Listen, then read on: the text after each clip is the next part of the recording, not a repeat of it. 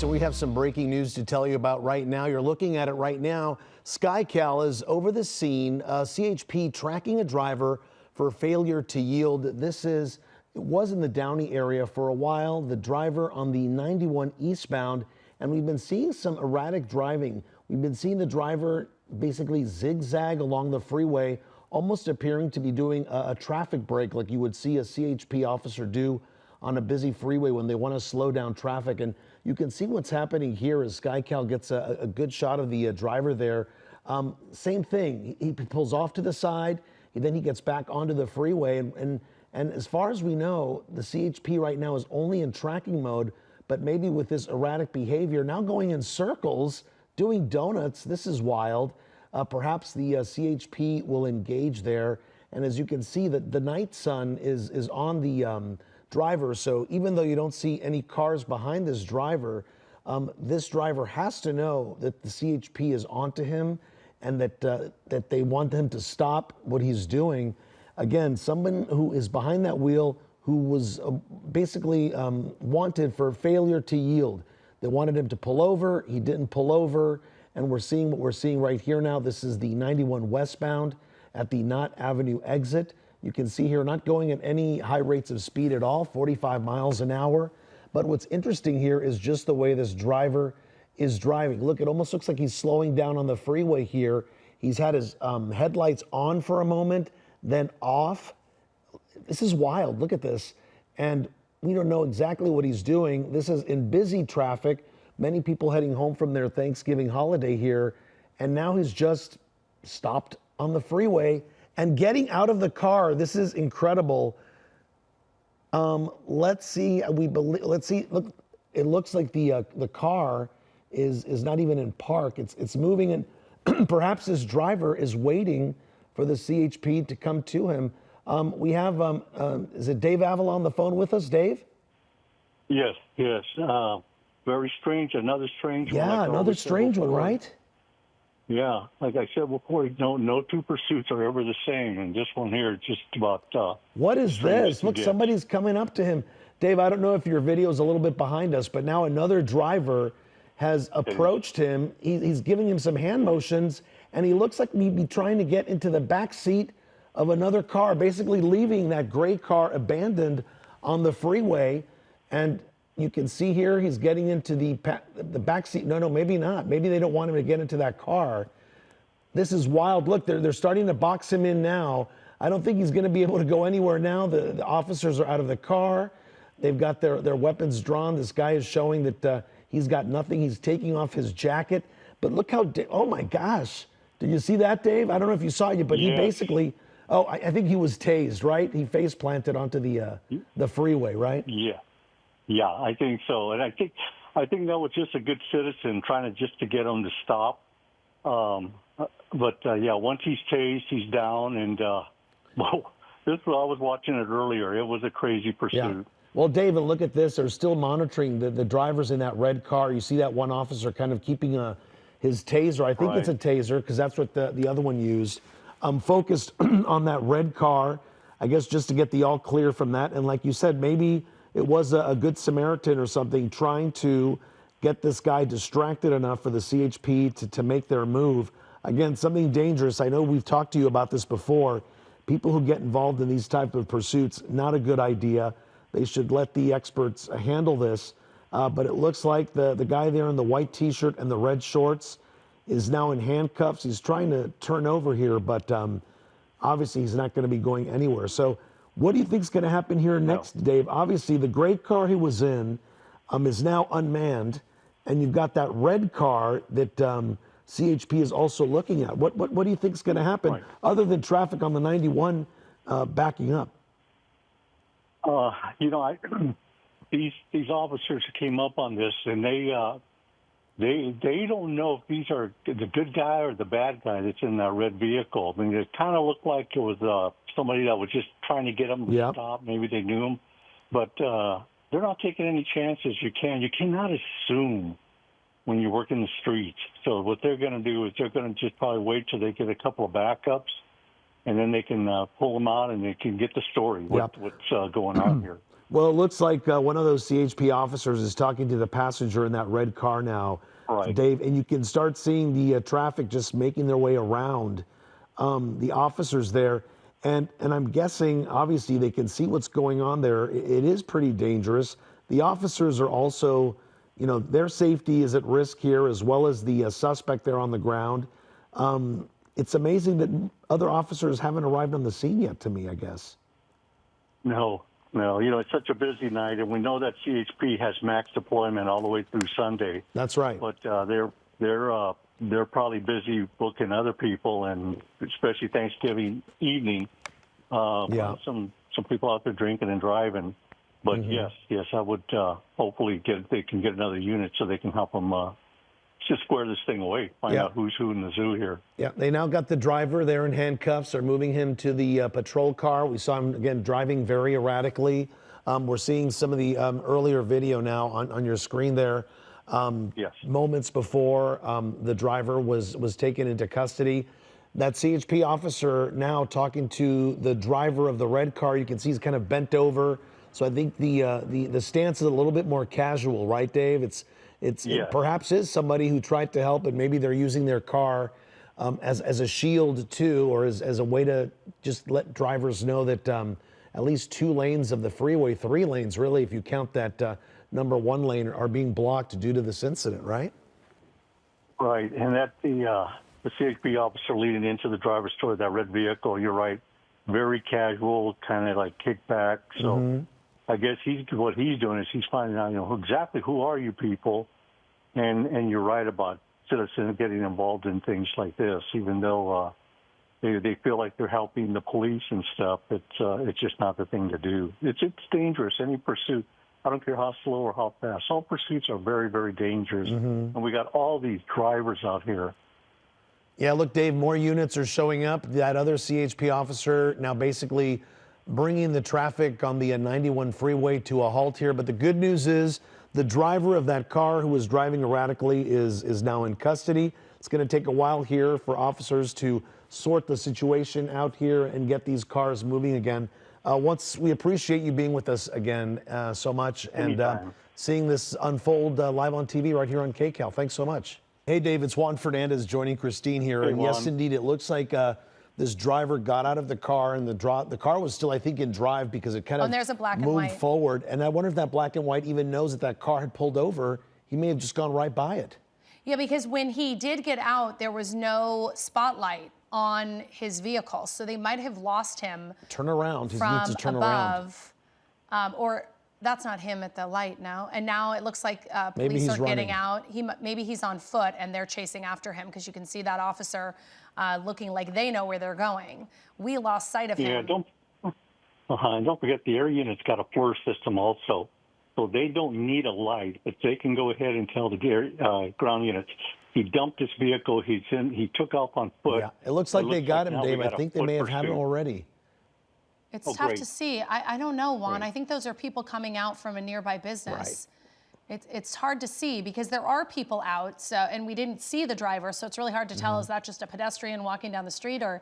I thought I saw someone just past that Museum of Love store, just to the right, someone on the ground, but perhaps I misread what I thought I was seeing there. But yeah, I think our helicopter pilot is also trying to look for them at this point. I mean, we did see police get out of the car and chase. So they thought they saw something, but it's really hard to tell at this point if they were able to catch him or if they're still looking for him just like we are, because we've lost sight now of both the police officer. I don't think we see where that officer is, and I don't know where the suspect is. So we're not quite sure. And Dave, we're now being told by our assignment desk that this is possibly a stolen vehicle that we're dealing with here. Okay. So it was reported stolen. They somehow tried to get this driver to pull over. And obviously we saw, as Christine was mentioning earlier, it's just all that erratic driving through the neighborhood, through the narrow streets. For a while, I thought he was getting to a location maybe he was familiar with. And now it looks like, Dave, you'll see it in just a few moments. It looks like they're focusing. Yeah, they've got a searchlight, and they're kind of going rooftop to rooftop here, trying to see if maybe this driver made his way into a backyard or into somebody's home. So I think they might have lost sight of him as well. Yeah, well, what they're going to do right now is that the air unit will grab a couple of units and diagonally deploy them. And then as the units show up, they'll grab all four corners and then set up a perimeter. And then meanwhile, what the air unit's going to do is keep the light, keep it lit up. Now, that usually keeps the suspect down, trying to hide. Because once you take the light off, then they just get up and start boogieing again.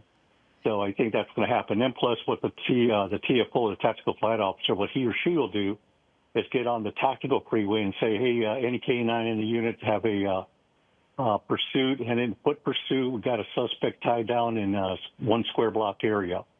So you'll have about 2, maybe 3 K-9 units that are en route from some part of the city.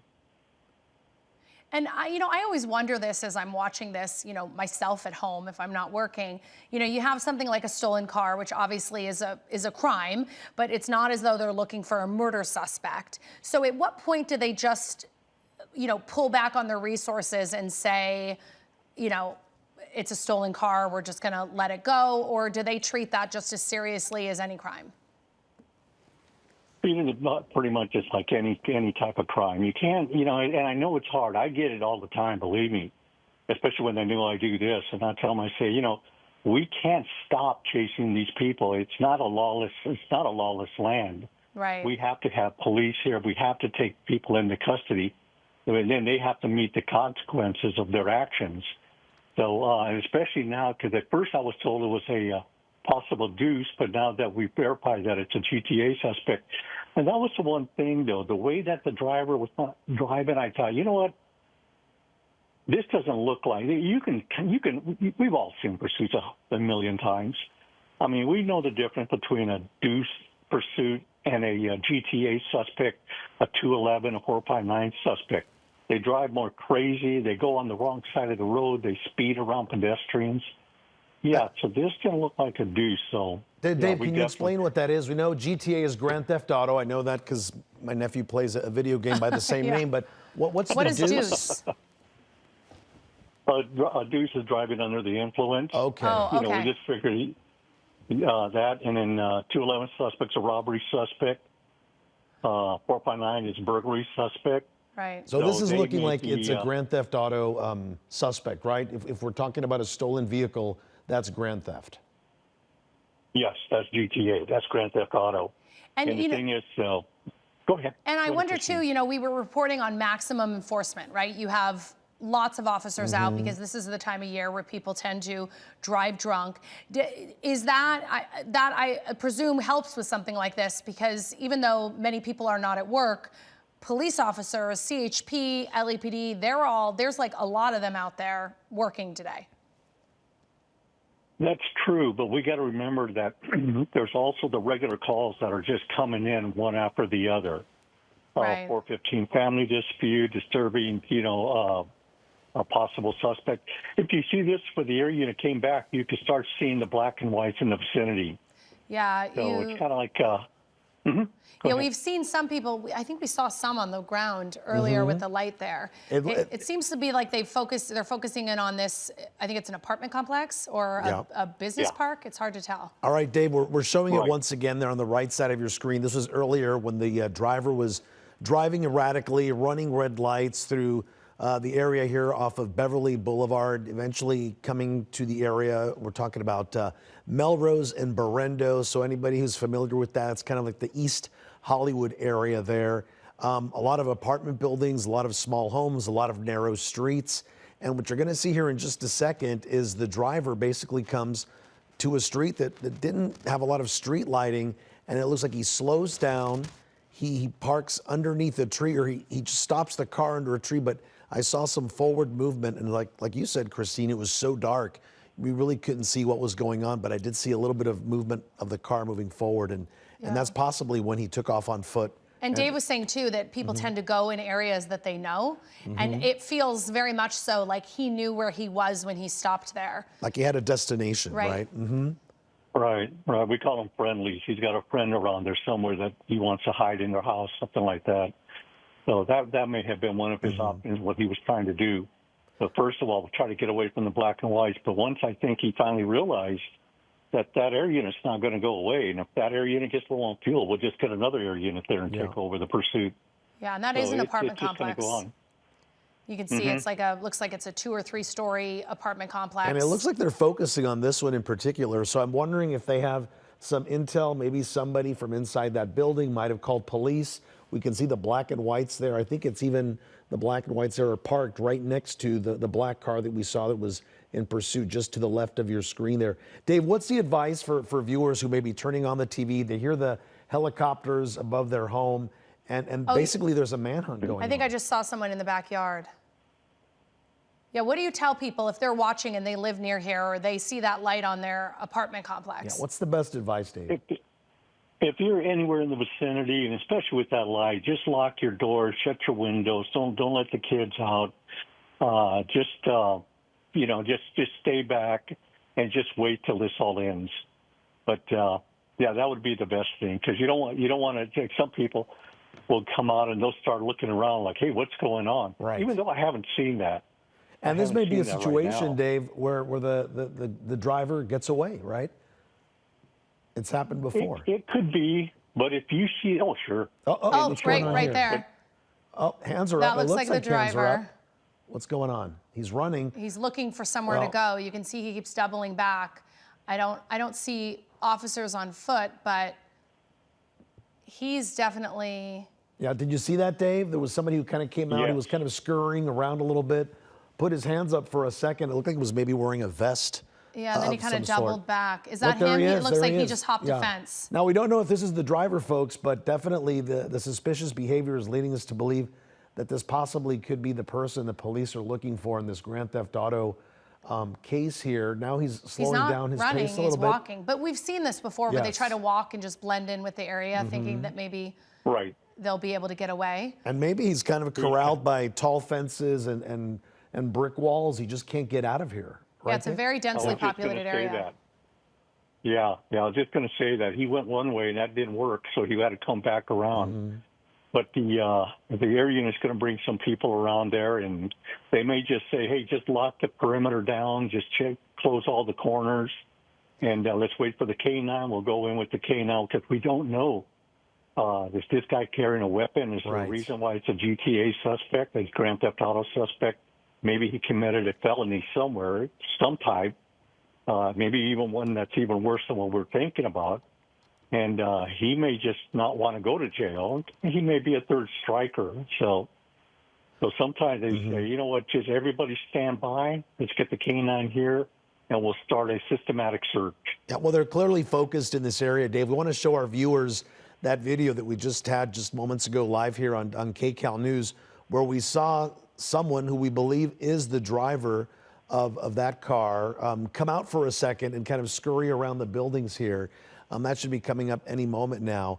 Again, we're not sure exactly if this is the person police are looking for, but definitely the concentration here from the Night Sun. Here's that video one more time for those watching See him from home. hop a fence there. It looks like he's wearing like a blue shirt. A blue shirt or a vest? Starts to put his hand up and then looks like I think he expected to see officers in that courtyard, so and then when he too. didn't see him, he realized, hey, I can get out of here, and so he kind of doubles back. You know, and that's always a question I have too. We couldn't see the driver, and from the air, they also can't see what the person looks like. So how do you then identify them once they're out of the car and know that it's not just some guy walking down the street? Well, you're going to do some investigation with the vehicle. You know, get hold of the victim, get a description. So they'll have that for you. And plus, there's other ways you can tell if somebody's been pedal to the metal for the last hour and speeding around cars and back and forth. I mean, it's not going to be like you or any three of us just strolling down the street. We're going to be sweaty. We're going to be doing a lot of shaking. So there's different ways to kind of narrow it down where you could say, okay, buddy, we're going to cuff you up. We're going to put you in a black and white, and somebody's going to call up the victim of this GTA, and then we're going to try and get a description. Maybe they've seen you because it is a Grand Theft Auto, so hopefully somebody did see them, and hopefully they're okay. Hopefully it's just that. As bad as it sounds. Yeah, and whatever they're doing now, Dave, they are focusing their attention on this building here. It looks like it's Melrose Avenue and Berendo Street right there in the Hollywood area. We're going to definitely be seeing a lot of police activity here as you mentioned, they may be putting a perimeter together and eventually move their way into this area here where the bullseye is on this night sun. And Dave, because there's so many balconies and stairwells and dumpsters back there, we see dumpsters and garages. That adds another element that may slow down the search, right? You need to be really careful that this suspect's not lying in wait. Oh, absolutely.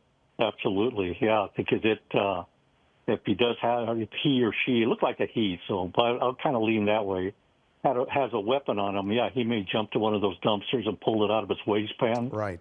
But you did see all the black and whites in the vicinity, so they got this perimeter locked down. That's the biggest thing that on these pursuits that end, and then there's a foot pursuit.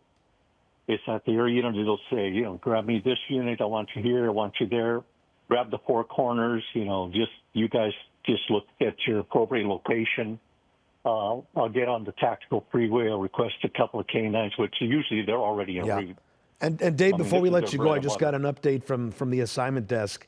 They're telling us per ground units in the area right now, Christine, so you know this too, they have their eyes on the suspect, and he's trying to make his way out to them, but as I was mentioning, he's kind of trapped inside those walls.